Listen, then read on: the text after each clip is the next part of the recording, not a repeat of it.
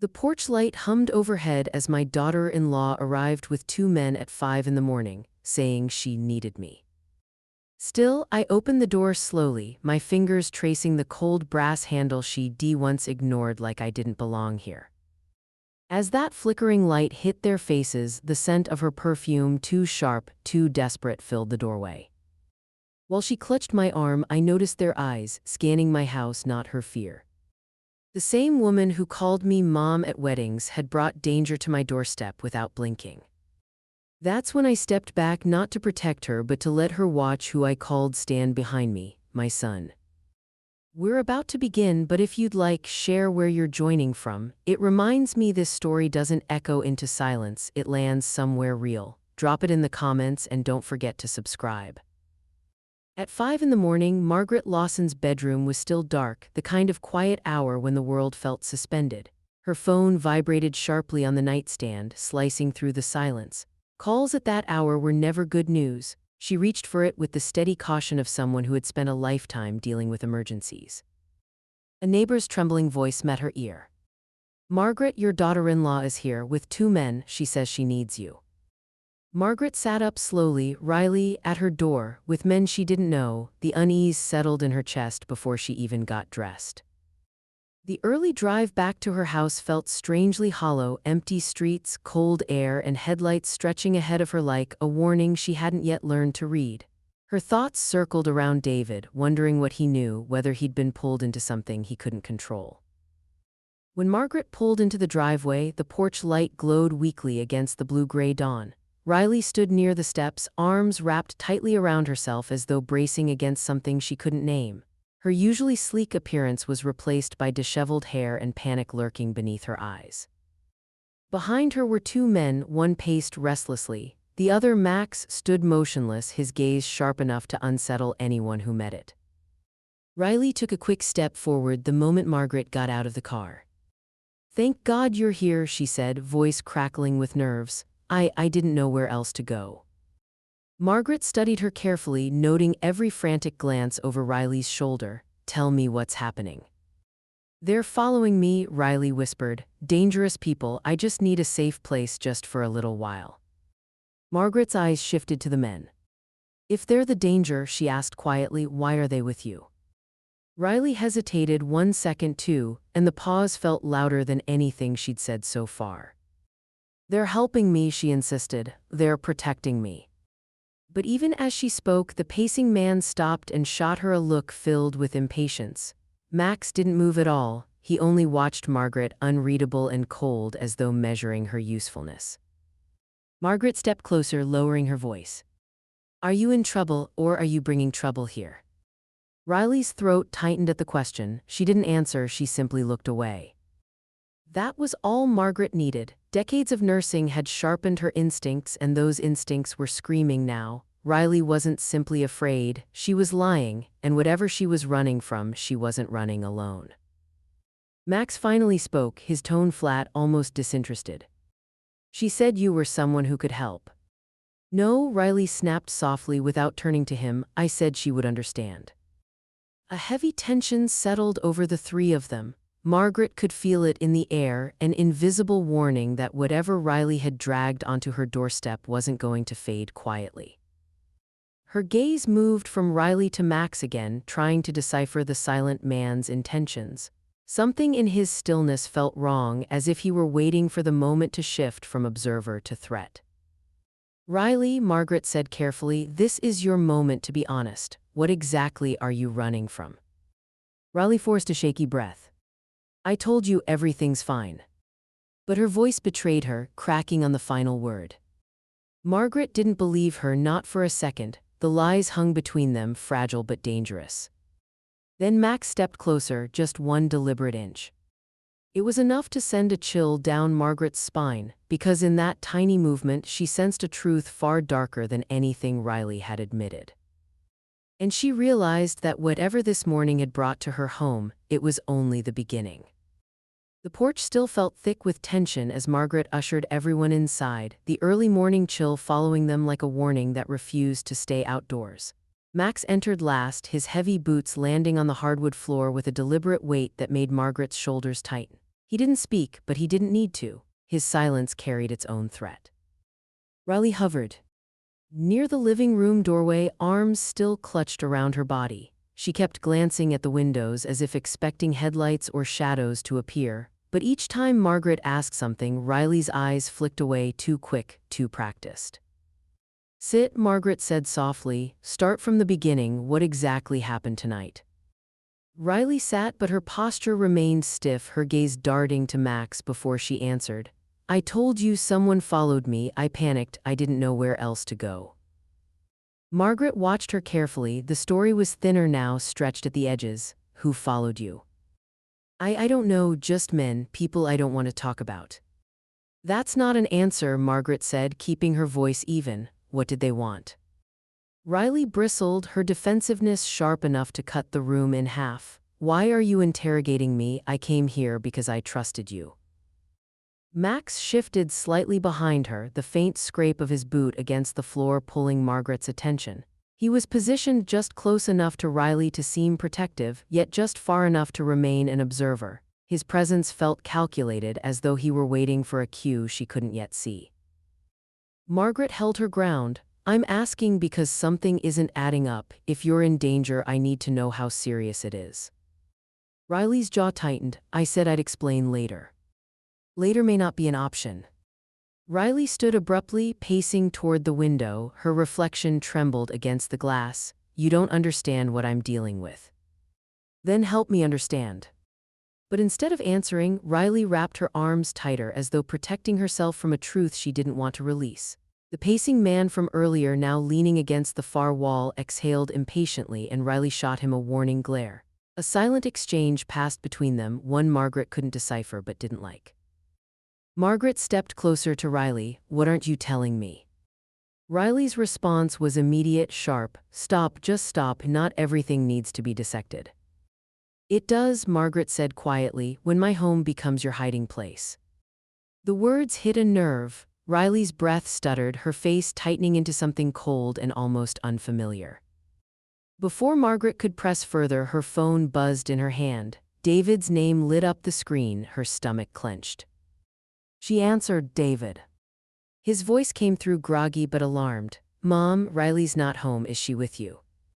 Margaret hesitated, not because she planned to lie, but because she heard something in his voice she hadn't expected. Not fear, not worry. Suspicion. She's here, Margaret said carefully. She showed up early with company.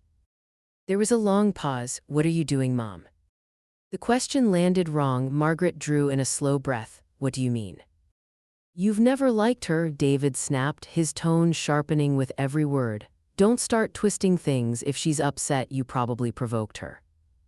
Margaret closed her eyes briefly. Riley turned toward her at that exact moment, watching, listening, waiting.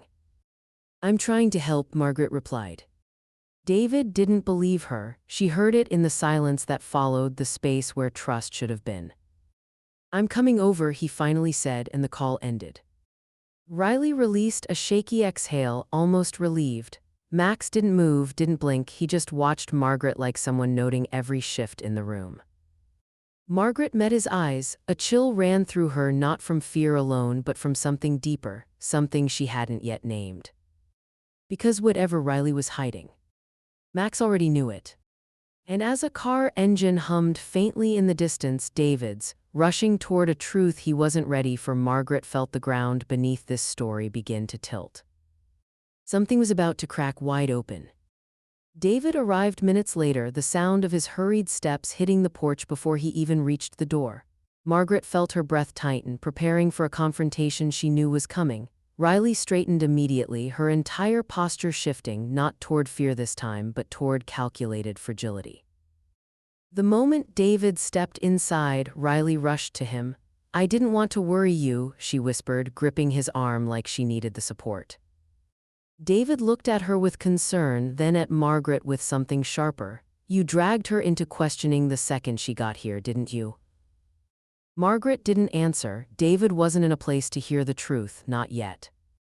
But as Riley leaned into him, Margaret watched carefully. The tremble in Riley's hands seemed exaggerated now, almost rehearsed. and the glance she exchanged with Max, brief, controlled, only deepened the suspicion curling in Margaret's stomach.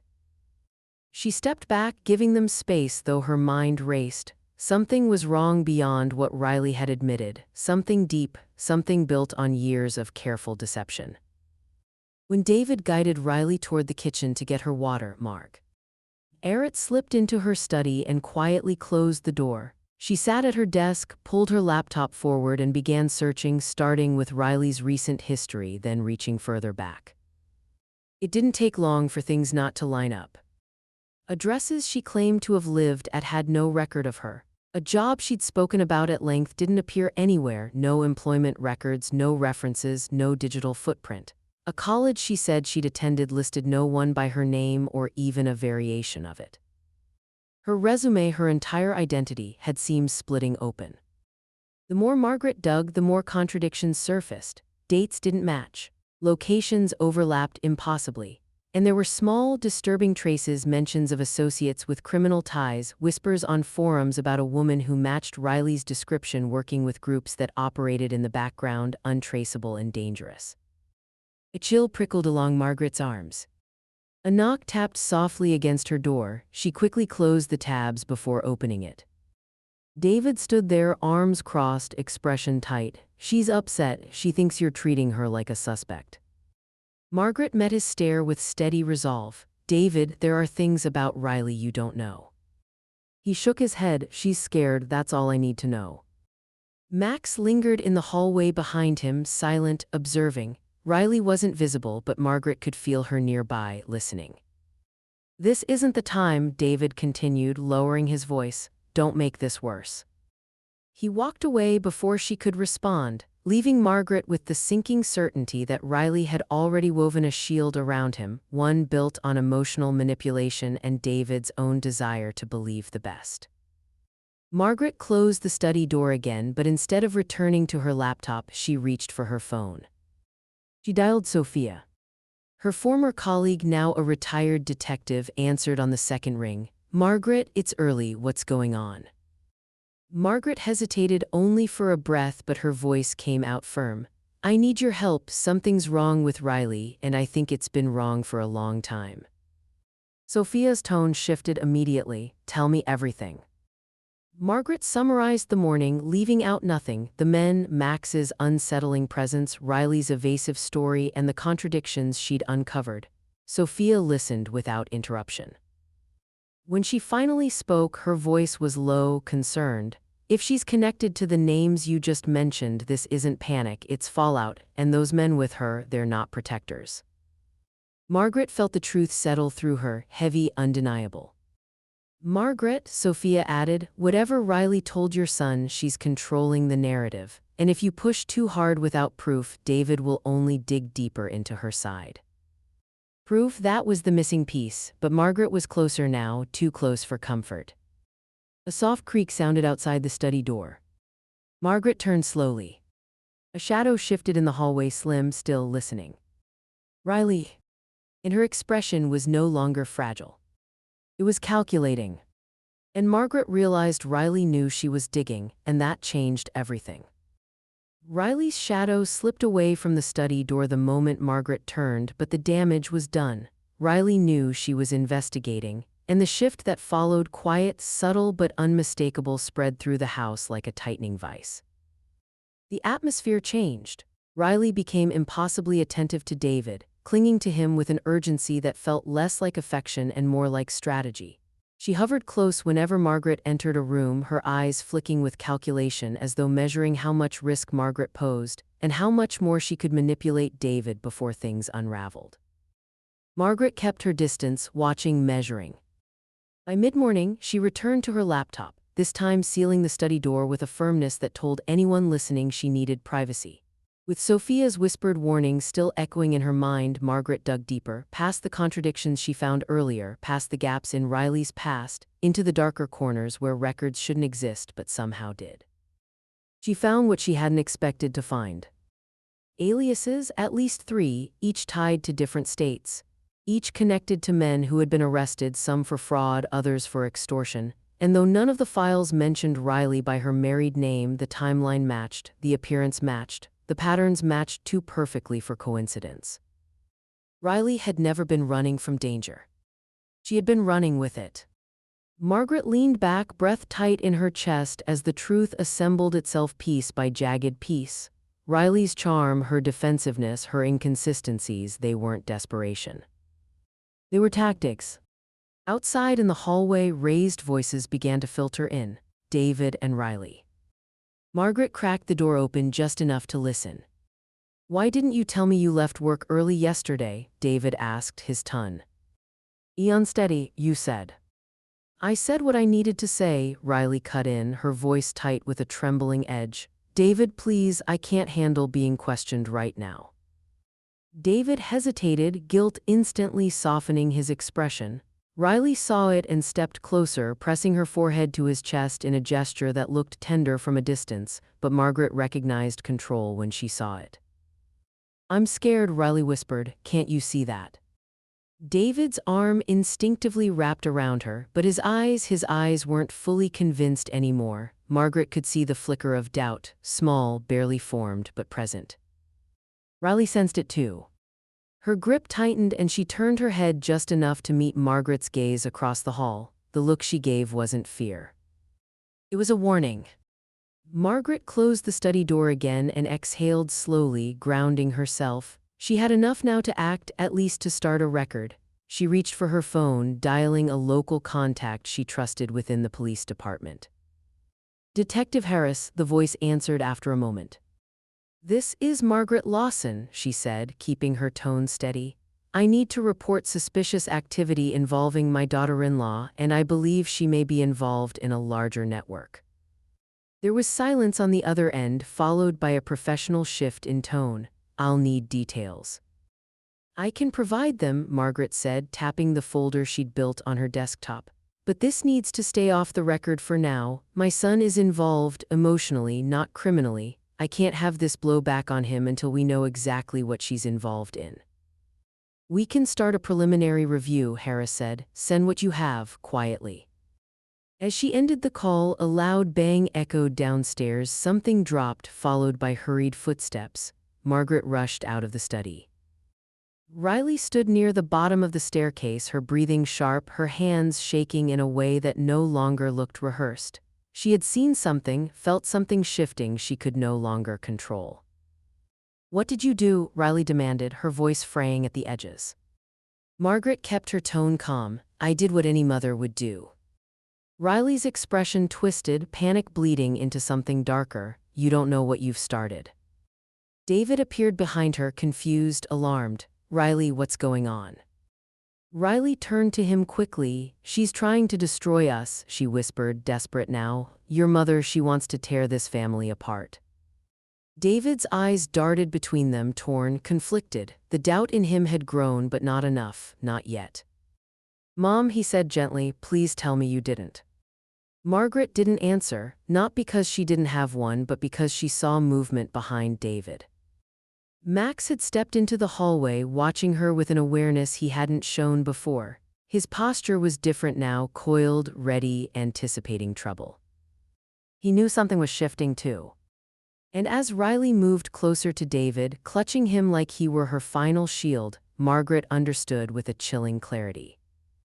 She had stepped into a war Riley had been preparing for years. And the next move wasn't going to come from her. It was going to come from Riley. The house had gone unnervingly quiet after Riley's outburst, too quiet for a morning filled with threats, half-truths, and rising suspicion. Margaret waited until footsteps faded down the hallway before returning to her study. She didn't lock the door, but she kept her back straight, alert, ready for anything.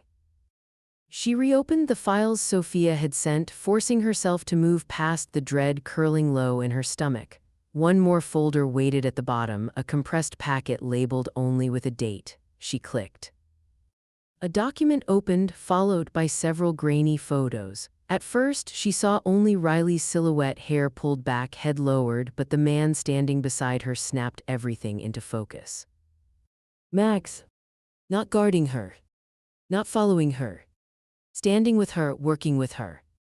The timestamp matched a period when Riley claimed she'd been traveling to clear her mind. The photos showed otherwise: meetings in dim parking lots, exchanges of envelopes, a familiar tension in their body language that wasn't fear. The final page carried a badge watermark. Federal Organized Crime Task Force, active investigation. And beneath it, subject Max Turner, confirmed operative. Associates include redacted Riley Lawson, aliases attached. Margaret's breath left her all at once. This was the missing piece, the one Riley had been terrified she'd find. Downstairs, a dull thud echoed, then murmurs, David's voice tight and confused. Margaret shut the folder and moved to the landing. David stood in the living room with Riley close beside him, her arm looped through his. Max lingered nearby, expression unreadable, but something in his posture had changed. He was no longer pretending to be harmless. David held a torn envelope in his hand. Riley, why was this hidden in your bag? Riley's eyes flicked to it just for a second, but the panic that flashed there was impossible to hide. It's nothing, she said quickly. Old paperwork. David, don't start. It's addressed to you under another name. He wasn't shouting, that somehow frightened Riley more. Margaret stepped partway down the stairs. Riley stiffened the moment she appeared. You found something, didn't you? Riley asked, her voice sharp, brittle, up there in your study. Margaret didn't answer, she didn't need to. The truth was already moving between them like a silent current. David looked between the two women, his certainty unraveling. What's going on? Max took a half step forward, positioning himself closer to Riley, but also between her and the door. He wasn't protecting her from Margaret. He was protecting the operation. Margaret's voice stayed calm. Riley hasn't been honest about who she is. Riley shot back instantly. She's lying. She's trying to tear you from me. But her eyes darted to Max with a desperation that crackled through the room. He didn't look back at her. He kept his gaze on Margaret, assessing, calculating. David swallowed hard. Riley, who is Max? The question froze everyone. Max's jaw clenched. Riley's face blanched. That single crack, David's first real confrontation, sent the entire fragile structure of her lies trembling. I told you they're helping me, Riley said, but her voice was unraveling fast. Margaret took a slow step down the stairs. David, he's not helping her, he's part of the group she works with. The words landed like a blow. Max didn't dispute it, he didn't even blink. In that silence, cold, deliberate, confirmed everything. David's shoulders dropped, the reality tearing through him. He looked at Riley as though suddenly seeing a stranger. You used me, he whispered. Riley reached for him, frantic now. David, listen. But he stepped back. Margaret saw the moment. Riley understood she was losing him. Her composure cracked, panic clawing through her features. Margaret held her ground. She had gathered what she needed. The files were sent. The truth was documented. Riley's lies were collapsing. But as she reached the bottom step, Max moved in front of Riley, forming a wall between her and the family she'd nearly destroyed. His voice was low, dangerous. This goes no further. And Margaret realized the first twist wasn't just discovering the truth. It was realizing how far Max would go to keep it buried. Max's warning hung in the air like a blade suspended by a thread. Riley clung to his presence now, not as a frightened victim, but as someone who had just lost control and was scrambling to regain it. David stood frozen, the envelope still in his hand, the truth settling into him with crushing clarity. Margaret didn't retreat. She took the last step off the staircase, her voice steady. This ends today. Riley's expression snapped into panic. David, don't listen, she's twisting everything, she always has. But David barely looked at her. His gaze stayed locked on Max, the man who had just placed himself between Riley and accountability. The realization was unraveling him from the inside. Margaret moved past them without hesitation, heading straight toward the kitchen where her phone lay on the counter. Max's eyes tracked her like a predator following movement. Don't, Riley whispered sharply, her voice trembling. Margaret didn't stop. She dialed Detective Harris's direct line and spoke quietly, deliberately, giving her location and confirming she had new evidence ready for immediate pickup. Harris's tone on the other end shifted into urgency. Units were on standby. As she ended the call, Riley's breath hitched, genuine fear surfacing beneath the layers of manipulation. "You called the police," she hissed, her voice cracked and desperate. "You don't understand how dangerous this is." "Oh, I understand," Margaret replied. "I understand more than you ever wanted me to." Max stepped forward, his shadow stretching across the floor. "You're making a mistake," he said in a controlled, almost calm tone. "Walk this back right now." Margaret met his stare without flinching. "Threaten me all you want, it won't change the evidence." A slow smirk curved at the edge of his mouth, something cold, practiced. "Evidence can disappear." Before David could intervene, Margaret turned to him, her calm cutting through the chaos. "Do you remember the account Riley opened last month, the one she said was for savings?" David nodded, wary. Margaret pulled up the bank screenshots on her phone, stepping close enough for him to see. "It wasn't savings, it was a transfer point. Your money was being funneled into an operation she's been part of for years." Riley shot toward him. "David, don't, she's lying." But David stepped back, holding up a hand. His voice was low, raw. "Show me all of it." Margaret did. Transaction logs, fake IDs, the photo of Riley standing beside Max under an alias she had never mentioned. Each IM. Age stripped another layer from David's disbelief. He stared at Riley as if seeing her for the first time, clearly, painfully. "Did any of it mean anything to you?" he asked, voice barely above a whisper. Riley's eyes filled, but the tears didn't soften her features, they sharpened them. She reached for him, but Margaret saw the shift, not remorse, calculation. "You have no idea what she's doing," Riley cried. "Your mother wants control, she wants to break us, don't let her, David, please." It was emotional manipulation laid bare, and for the first time, David didn't move toward her. He stayed rooted, jaw tight, eyes burning with betrayal. "Stop," he said quietly, "just stop." Riley's face twisted, desperation pushing her toward rage. She turned on Margaret. "You think you've won, you think they'll protect you, you don't know the people behind this." Margaret stood her ground. "They're already on their way." Max's expression shifted barely, but enough to reveal alarm. His hand inched toward his jacket pocket. Not for a weapon, Margaret sensed that, but for something equally dangerous, a way out. Riley seemed to realize it too, her voice dropped to a frantic whisper. "Max, don't do anything stupid." But Max wasn't looking at her anymore. His focus was locked on Margaret, assessing whether she was the weak point or the obstacle. Sirens echoed faintly in the distance, approaching fast. Max stiffened, Riley paled.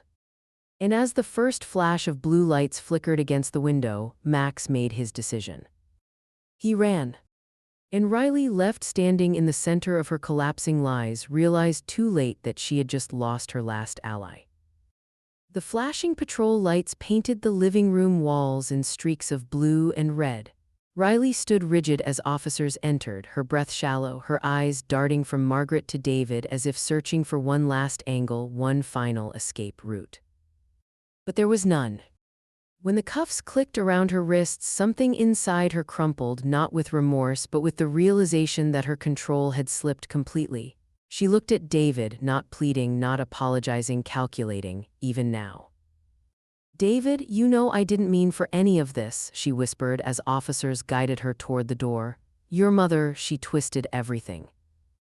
David turned away, shoulders shaking, unable to hear more. For the first time since this nightmare began, Margaret saw her son break. Outside, police cars idled while officers spread across the yard. One of them briefed Detective Harris as Riley was ushered into the back of a cruiser. Harris glanced up at Margaret with a solemn nod, the kind that said, "We found enough and more will follow." Word spread quickly among the officers. Max had been sighted running through a back alley. Backup units were closing in. His identity, now confirmed through federal records, was tied to extortion, interstate fraud, and a network that had been under surveillance for years. Margaret stood in the doorway, watching as the cruiser pulled away. The house felt hollow behind her, heavy with everything that had been exposed. Inside, David faced her. His eyes were red, his voice thick. "You should have told me sooner." The words cut deeper than Margaret expected. She took a slow breath. "I tried, David, you weren't ready to see it." He looked away, struggling, caught between grief and humiliation. I loved her, I defended her, and she was, his voice cracked. Mom, what does that make me? Margaret stepped closer but didn't touch him. It makes you human. She manipulated everyone. She was trained to.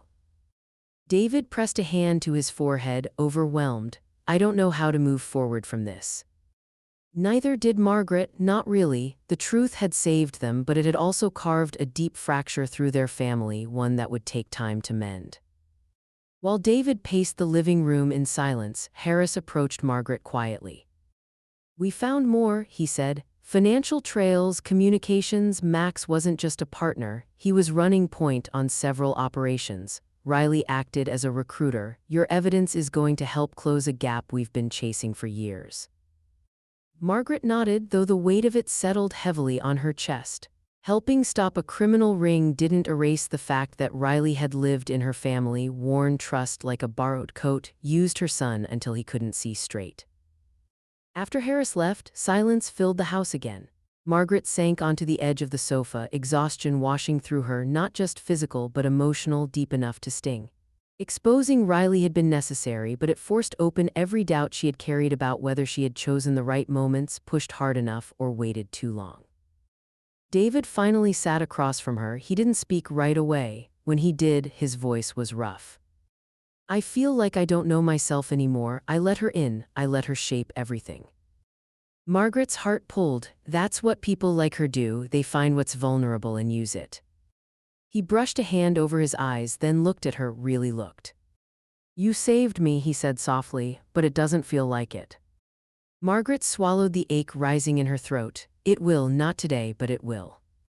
For the first time, David nodded, not in agreement but in acknowledgement. It was a small shift, but a real one. He stood and moved toward the kitchen, needing space. Margaret remained still, letting the quiet settle over her. Then her phone buzzed. A message from Harris. Max slipped past the perimeter. He's still out there. We believe he may try to make contact. Margaret looked toward the dark window, a chill sliding through her. The war wasn't over. Max was still moving, and she was still in his way. Winter settled in by the time Riley's trial began, the courthouse shrouded in gray skies and a cold wind that swept across the steps like a final warning. Margaret sat in the second row behind the prosecution bench, her hands clasped tightly together. David sat beside her, shoulders drawn in, his face pale but resolute. He hadn't spoken to Riley since the night she was arrested. He didn't need to. The courtroom filled with quiet tension as evidence was introduced, page after page of bank transfers, fake identities, and communication logs that stripped away every version of the woman Riley had pretended to be. Prosecutors called witnesses who'd known her under different names, each one chipping away at her carefully constructed facade. Riley sat at the defense table, her posture rigid, her eyes fixed on the judge. She no longer tried to look fragile or misunderstood. The mask she had worn for years had cracked completely, leaving behind someone cold, deliberate, and unmistakably dangerous. But nothing stunned the courtroom more than the moment Max was brought in. He entered heavily restrained, escorted by federal officers. His capture had been sudden, cornered in a storage facility across state lines after weeks of surveillance.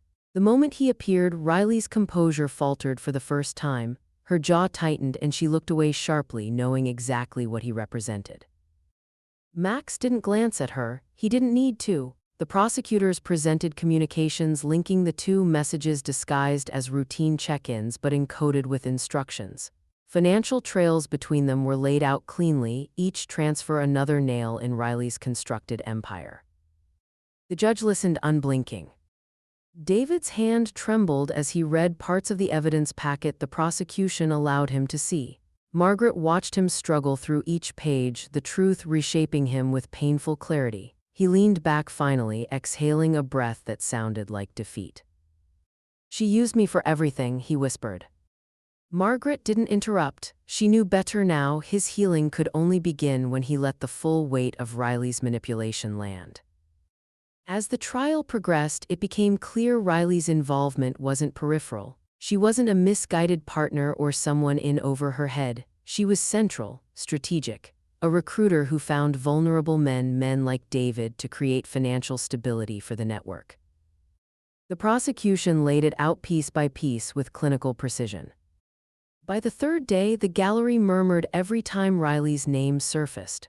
The narrative she had built for years, loving wife, devoted partner, victim, collapsed publicly, piece by piece. And Margaret felt no triumph. Only a quiet, aching exhaustion. She had wanted the truth, she had wanted her son safe, but she hadn't imagined how deeply the truth would carve into him. During a recess, David stood with his hands in his pockets, staring at the floor. "I don't even know what parts of my life are real anymore," he said softly. "Everything she touched feels poisoned." Margaret placed a hand lightly on his back. "It will take time, you'll sort through it, you're stronger than you think." He nodded slowly, but his eyes were distant. The jury deliberated for only 2 hours. When they returned, the verdict was swift. Guilty on all charges. Riley didn't look back at David as she was led away. For the first time, she had nothing left to use. Outside the courthouse, the cold wind stung Margaret's cheeks. She breathed deeply, the weight of months of fear and doubt finally easing, though not disappearing. Justice brought closure, not healing. David stepped beside her, his voice quiet. "What now?" Margaret stared at the distant horizon, the muted sunlight barely breaking through the clouds. "We rebuild," she said, "piece by piece, even if the cracks show." A phone buzzed in her pocket. She pulled it out, expecting Harris or Sophia. Instead, the message displayed an unknown number. "You exposed one branch, not the root." Margaret's breath froze. Max was in the top. And someone else was still watching. The sentencing hearing drew a larger crowd than the trial, reporters lustered on the courthouse steps, their breath fogging in the cold as they called Riley's name. She didn't look at them, didn't look at David, didn't look at Margaret. She stared straight ahead, jaw set, as the judge read the charges: fraud, conspiracy, extortion, identity manipulation, financial exploitation. 25 years. No possibility of early release. A hush fell over the courtroom. Riley didn't flinch. She simply lowered her gaze, expression vacant, as if calculating her next move somewhere deep within herself. But the world outside that courtroom didn't belong to her anymore. As officers led her away, David stood completely still. Margaret placed a gentle hand on his arm, but he didn't lean into it. Healing had begun, yes, but it had carved open wounds too deep for quick mending. Outside, reporters swarmed, cameras flashed. Someone shouted Riley's aliases, another yelled for a comment from David. Harris pushed through the crowd, guiding Margaret and David toward the exit. But when they reached the sidewalk, Margaret stopped. She felt a shift, something subtle, unsettling. The courthouse steps seemed suddenly too exposed, too watched. David noticed her pause. "Mom, what's wrong?" Before she could answer, her phone buzzed again. Another unknown number. "Sentencing changes nothing, you took something from us." Margaret's breath hitched, but she didn't show it, not in front of David, not in front of the cameras. She tucked the phone away, lifting her chin as if everything were fine. But the message pierced her. Us. Not Riley. Not Max. Something larger, something still very much alive. The weeks that followed blurred into a quiet ache that settled inside the Lawson home. David returned to work but walked through his days like a man stepping carefully around invisible glass. He spent evenings sitting silently at Margaret's kitchen table, staring into the middle distance. One night he finally spoke. "I should have seen it sooner." His voice was low, hoarse. "How did I become someone who let that happen?" Margaret took a breath, choosing her words carefully. "Because you loved her and you trusted her, that isn't weakness. That's what made you vulnerable to someone who preyed on exactly that." He nodded, but the shame in his eyes didn't fade. Their relationship, once easy in its quiet closeness, now felt fragile, strained by questions neither of them knew how to answer. He still kept his distance, not out of anger, but because he didn't know who he was without Riley's influence. Margaret felt the strain too. In the late hours of the night, she would sit alone at her dining room table, replaying every moment she had pushed, confronted, exposed. She had won the truth, yes, but at a cost that left her uncertain whether victory was the right word at all. Sophia visited often, offering support, updates, quiet reassurance. Federal charges against Max were piling up as investigators unraveled the network he had served. He had been far higher in the structure than anyone expected, a coordinator, not a foot soldier. His arrest was a blow to the organization, but not fatal. And that bothered Margaret more than anyone realized. Because the messages hadn't stopped. Each one more pointed than the last. Each one implying Riley's fall had triggered something larger. A warning, a grudge, a promise.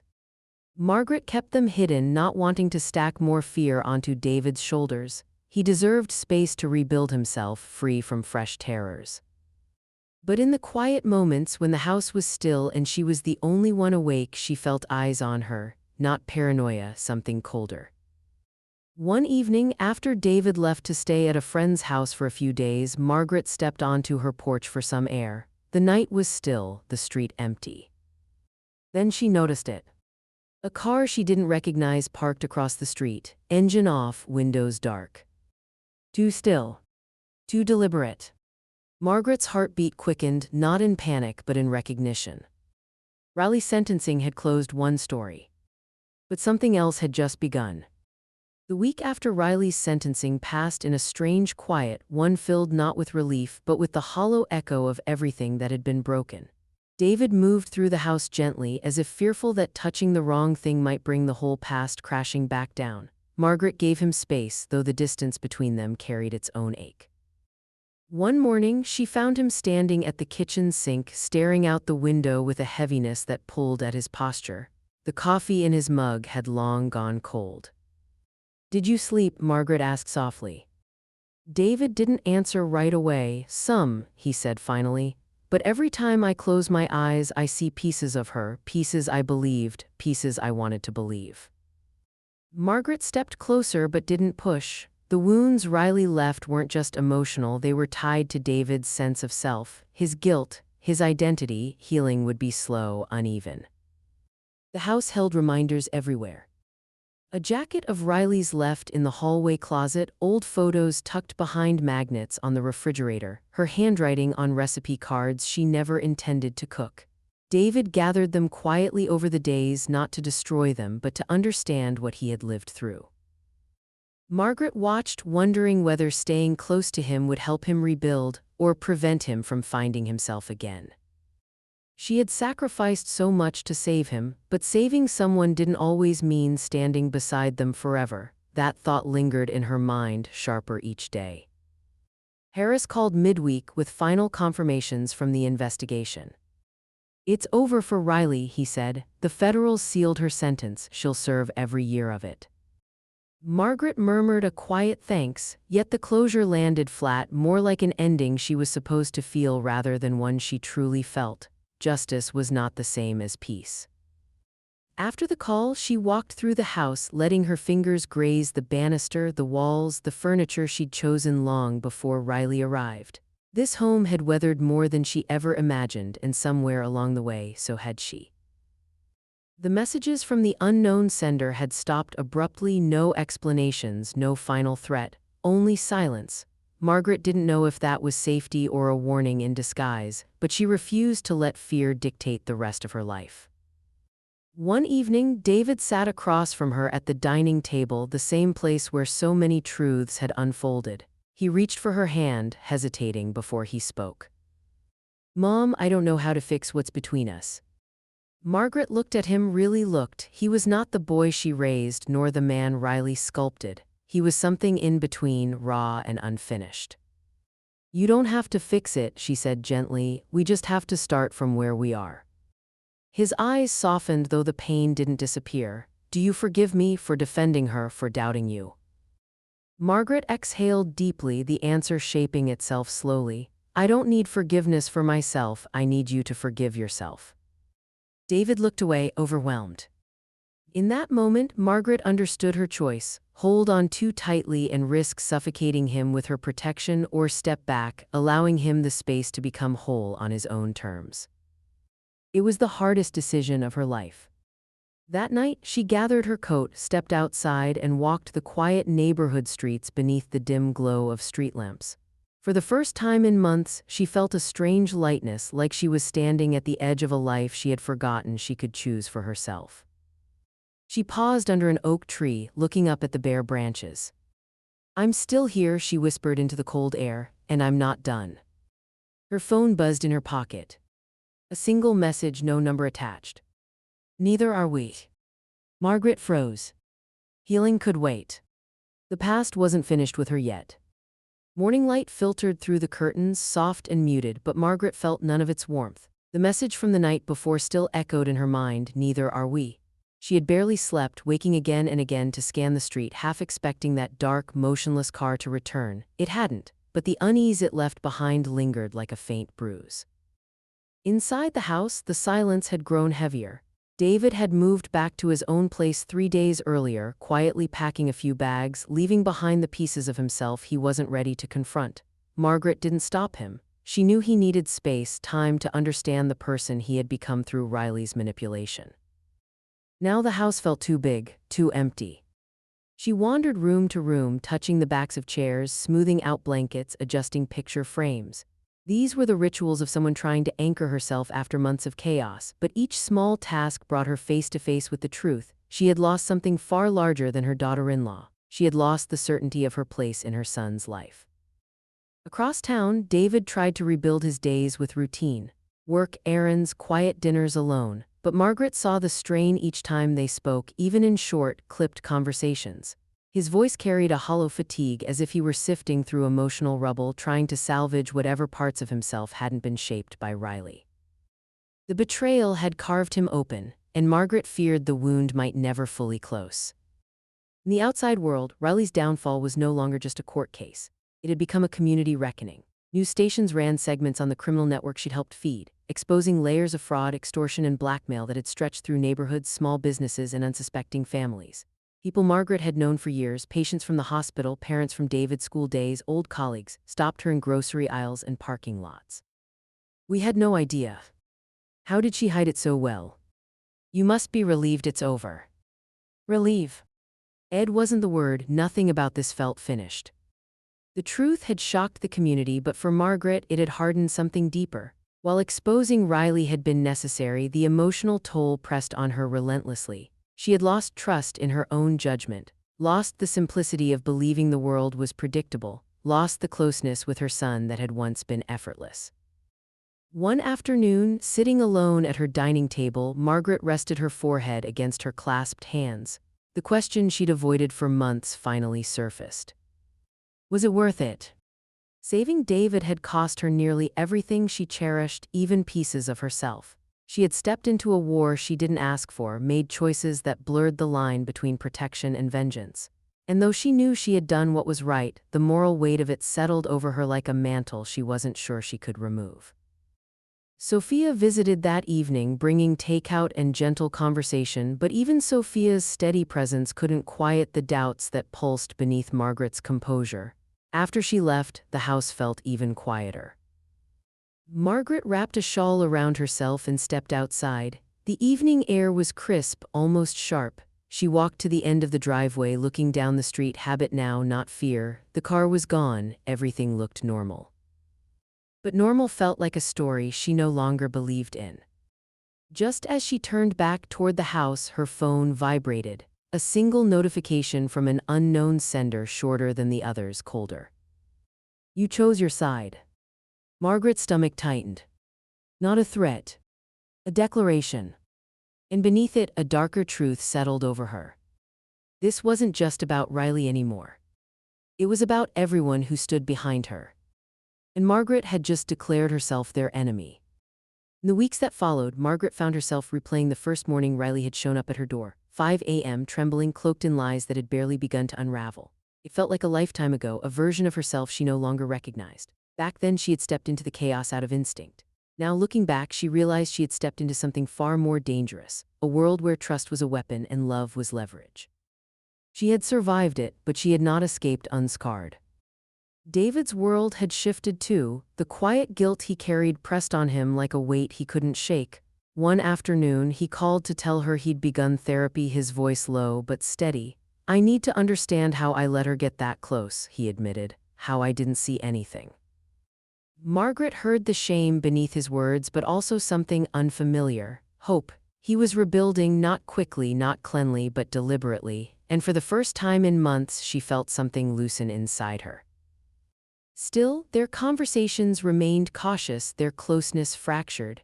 Trauma had redrawn the lines between them, and though neither said it aloud, both wondered whether those lines could ever return to what they once were. Across the neighborhood, the scandal continued to ripple. Riley's name became a whispered warning, a cautionary tale told in grocery aisles and whispered in community centers. Her face appeared in headlines for weeks, local woman linked to multi-state fraud network, and each news segment churned up anger, disbelief, sympathy for those she had ensnared. Margaret became part of the narrative too, though she never asked for it. Some praised her courage, others murmured about the price she and David had paid. A few wondered quietly why she hadn't seen the truth sooner. Margaret ignored most of it, but the attention was a constant reminder the story wasn't hers alone anymore. Yet amid the whispers and the echoes of old fear, something unexpected had begun to grow: freedom. Not fully formed, not entirely comfortable, but present. Margaret found herself moving through the world with a new kind of clarity. She could breathe without waiting for the next light to surface. She could step outside without scanning every parked car. And for the first time she could picture a future not defined by protecting David from someone he didn't know was destroying him. But freedom wasn't the same as direction. She still woke at odd hours, listening for a sound that never came. She still hesitated before unlocking her door. She still questioned whether the choices she had made, right as they were, had broken her family permanently. Was justice worth the cost? Every time she asked herself, the answer shifted. One morning, Margaret drove to the courthouse alone. She didn't go inside. She simply sat across the street, watching people filter in and out. Riley's sentencing was complete. Her sentence was sealed. Her empire had collapsed. The world had moved on. Yet Margaret felt no triumph, no relief, just an ache that pulsed quietly under her ribs. When the wind shifted, she closed her eyes and leaned back against the seat. Justice was C. Arved, she whispered. The words felt true and yet hollow. Justice hadn't healed her relationship with David. It hadn't silenced the network behind Riley. It hadn't returned the years David had spent under manipulation.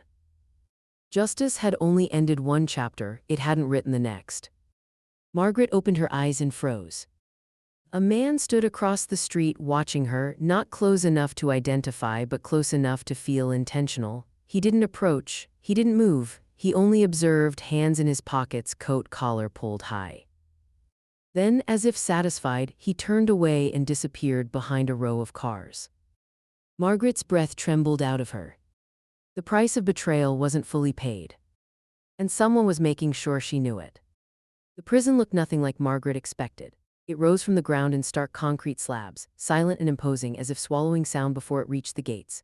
She hesitated in the parking lot, gripping the steering wheel long after the engine stopped. She had told herself she came for closure, but beneath that another truth pulsed quietly. She needed to look Riley in the eye and understand why she had destroyed so much, why she had dragged David into a world he never should have touched.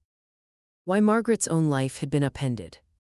Inside, the visiting room smelled faintly of disinfectant and metal. A guard escorted her to a small table along the far wall. Riley was brought in moments later, thinner than Margaret remembered, her once calm confidence stripped away. Her hands trembled as she sat. For a moment neither spoke. Finally, Riley lifted her eyes, hollow, exhausted, but still calculating. "I didn't think you'd come." Margaret stayed upright, composed. "I'm not here for comfort, I want answers." Riley's lips twitched into a brittle smile. "Answers? You already think you know everything." "I know what you did," Margaret said quietly. "I don't know why." Riley leaned back, her shackles clinking softly. "Why?" She laughed under her breath, a sharp, humorless sound. "Because people like me don't get to choose our paths, we survive however we can." "No," Margaret's voice cut clean through the room. "People like you make choices, and every one of yours hurts someone." Riley's expression shifted, something breaking through her practiced veneer. "You think I woke up wanting to ruin your son? He was easy to trust me, easy to shape. You should have protected him better." Margaret didn't flinch. That tactic, guilt, no longer worked. "I did," she said evenly. "That's why you're here."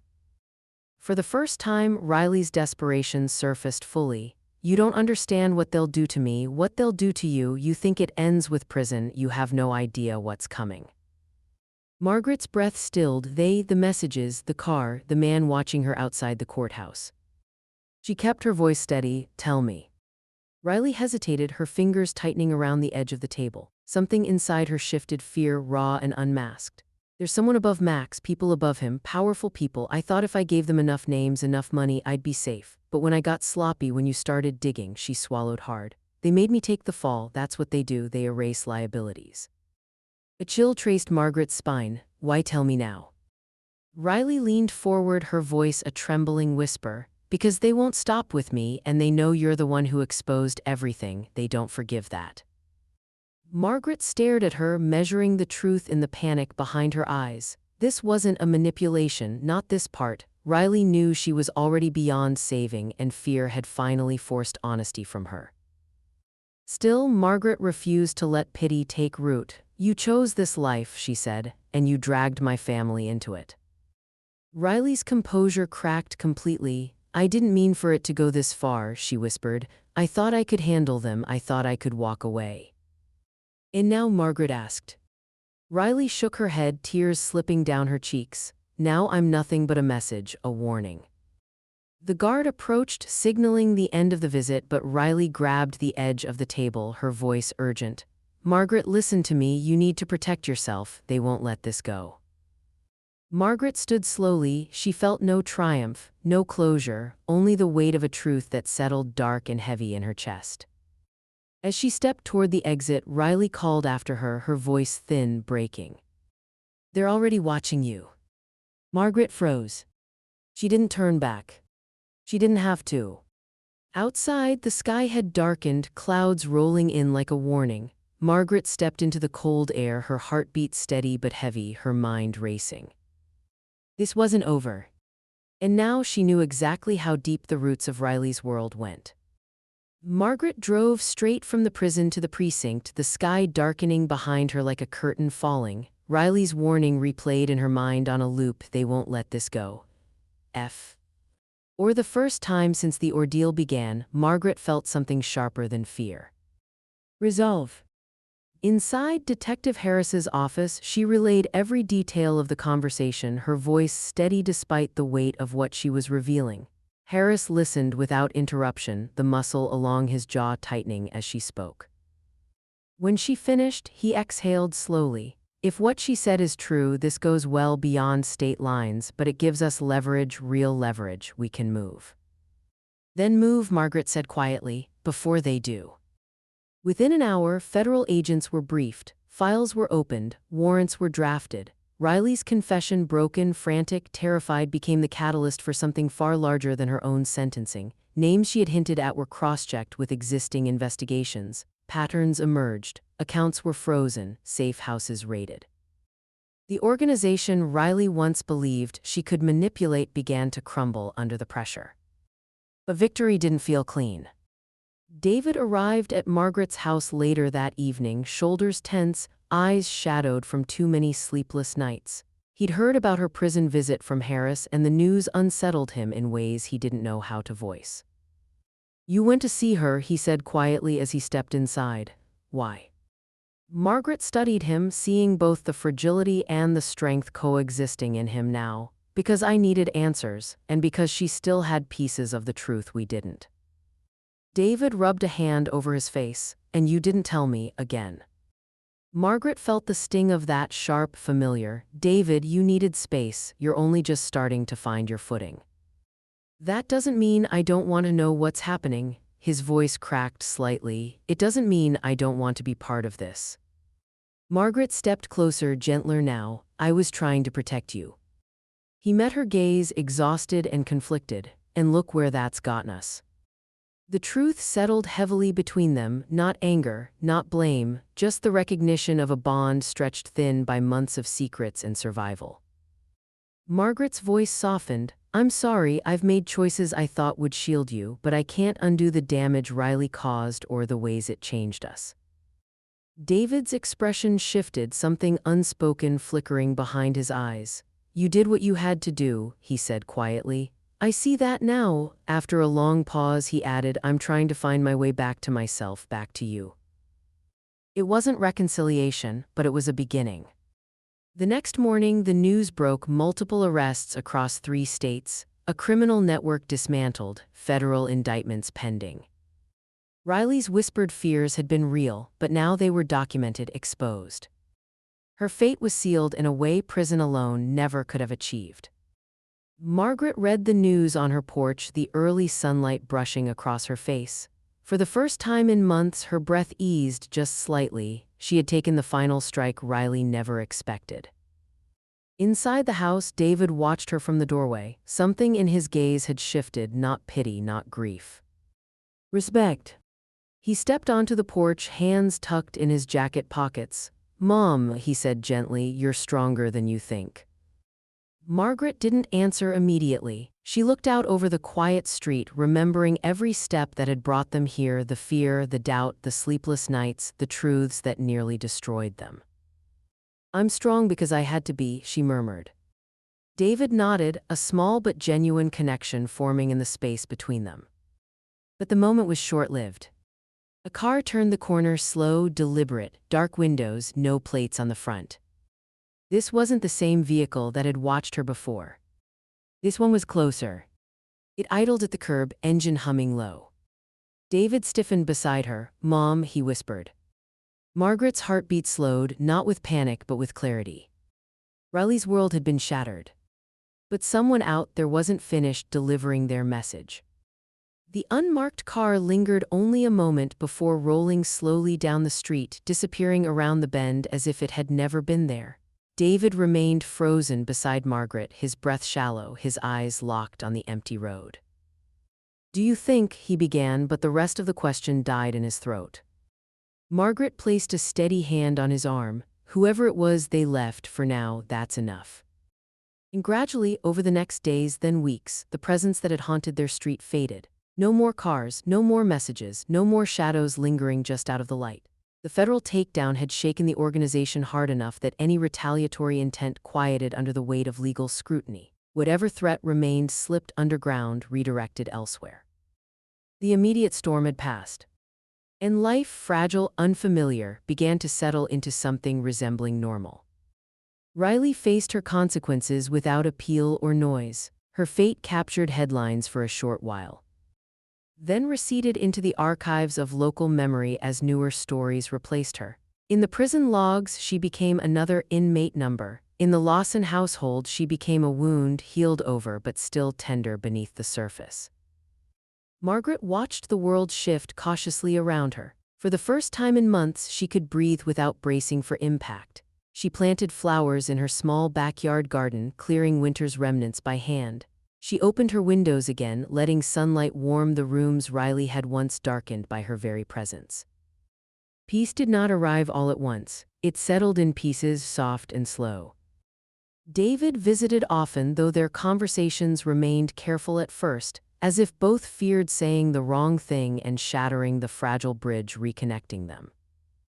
One afternoon, he stood beside Margaret in the driveway, watching the neighbors' children race their bikes down the street. "I should have listened," he said quietly. "You tried to warn me." Margaret shook her head. "You believed in the person you loved. There's no shame in that." "But there's responsibility," David said. He looked at her with a steadiness she hadn't seen in months. "And I'm owning mine now." He was different, humbled, bruised, but driven by a new clarity. Therapy had peeled back the layers Riley had built around him, revealing a man who finally understood his own vulnerabilities. A man determined to rebuild himself on stronger ground. Margaret didn't push him. Healing wasn't a race, and forgiveness, not his of her or hers of him, would take time. Still, the distance between them slowly shrank. Spring crept in, green and tender. The community moved forward. The scandal became a story people referenced with lowered voices, more out of caution than curiosity. Riley's name faded from the headlines, then from conversation altogether. But Margaret knew the scars weren't meant to fade entirely. Some pain lived beneath the surface, shaping who she'd become. One evening, she sat on her porch with a cup of tea, the warm breeze carrying the scent of cut grass. She watched the sky soften into shades of amber, then violet. It struck her how different she felt, how grounded, how clear-eyed. Everything Riley had torn open had forced Margaret to confront parts of herself she might have ignored forever. her strength, her fear, her unwavering loyalty. She had been dragged into a war she never wanted, but she had walked out stronger than she ever imagined. Later, David joined her with 2 mugs in hand. He passed her one, sitting quietly beside her, no explanations, no apologies, just presence. "We'll get there," he said finally, eyes fixed on the horizon. "You and me." Margaret nodded, one step at a time. They sat in comfortable silence, the kind they hadn't shared since before Riley entered their lives. Slowly, they were learning each other again. As the final rays of sunlight dipped below the rooftops, Margaret stood and walked to the edge of her driveway. The world around her felt open now, not threatening, not heavy, just real. She understood something she hadn't before. Forgiveness wasn't an event. It was a choice, one she'd have to make over and over in small moments with patience. And moving forward wouldn't erase what had happened, but it would define what came next. She closed her eyes, letting the cool evening air wash over her. "When I got that call at 5 in the morning, she whispered, "I didn't know how much it would change my life, but now I can finally walk away knowing I've done the right thing."